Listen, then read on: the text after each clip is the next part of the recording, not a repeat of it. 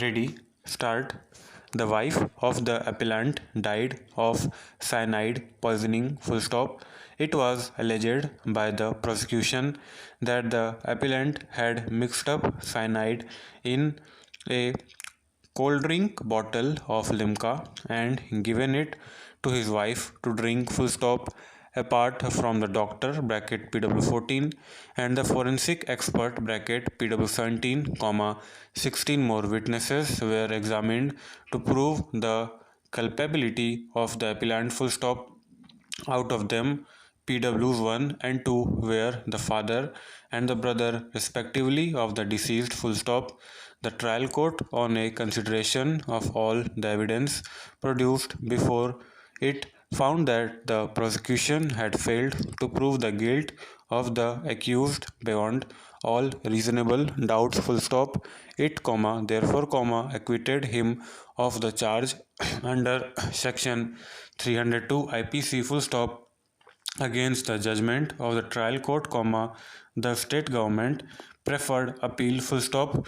The High Court allowed the government appeal, reversed the judgment of acquittal passed by the trial court and, accordingly, convicted the appellant under section 302, IPC and sentenced him to rigorous imprisonment of life. Full stop.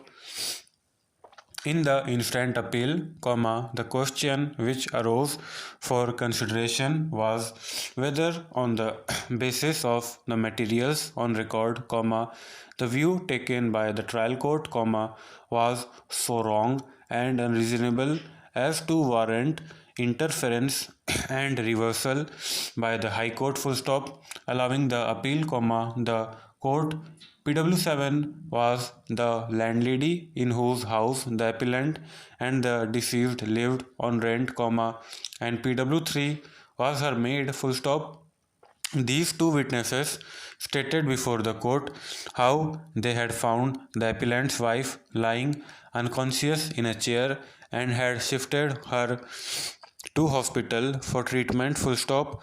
PW3 further stated that at that time, the accused was not present in the house, but he came to the hospital an hour after the deceased was admitted there. Reasons, this court is very reluctant in accepting the testimony of PW6, full stop, as regards the recovery of the empty Limca bottle from one of the rooms at the appellant's residence that was found by the forensic laboratory to contain cyanide, the appellant's residence was thoroughly searched soon after the death of Lakshmi Kumari, full stop.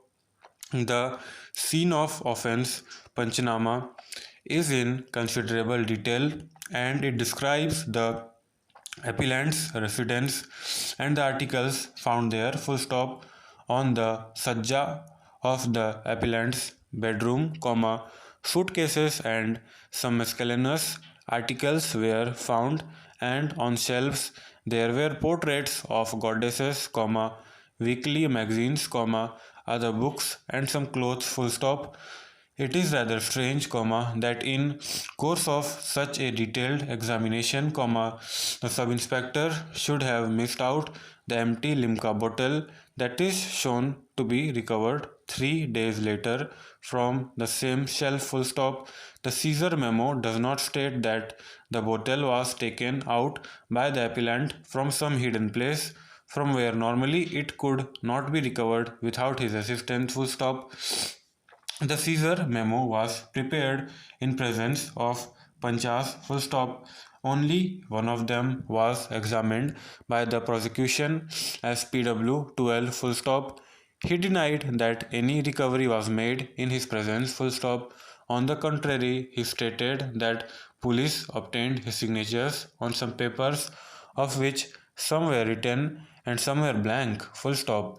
He denied that in his presence the appellant had led the police to his house and had produced the Limca bottle, that the police had seized it under the seizure memo, and that he and other Punch attested the Panchanama full stop. Thirdly, comma, it is in the Caesar report under the column details of the Caesar, which is stated is one empty Limca bottle 300 ml full stop.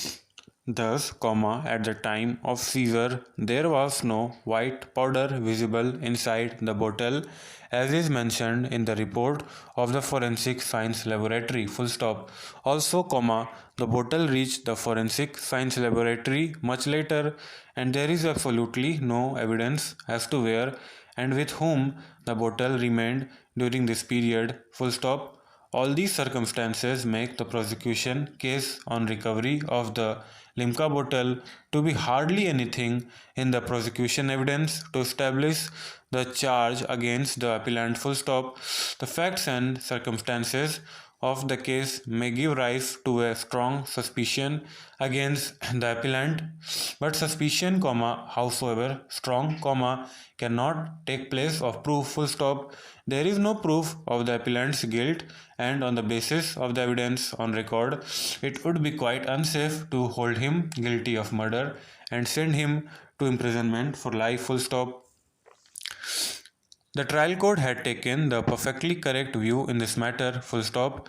The High Court was unable to keep aside the so-called confessional statement made by the appellant, full stop.